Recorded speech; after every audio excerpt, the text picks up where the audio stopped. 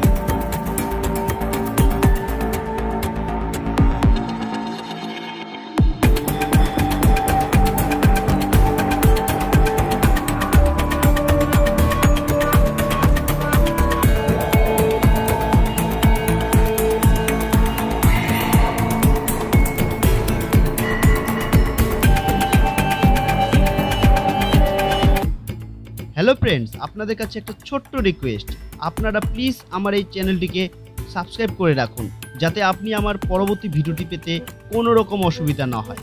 আর হ্যাঁ, আপনারা অবশ্যই জানান আপনি কোন বিধানসভার অন্তর্গত এবং কোন দলকে সাপোর্ট করেন, জানান আমার কমেন্ট বক্সে।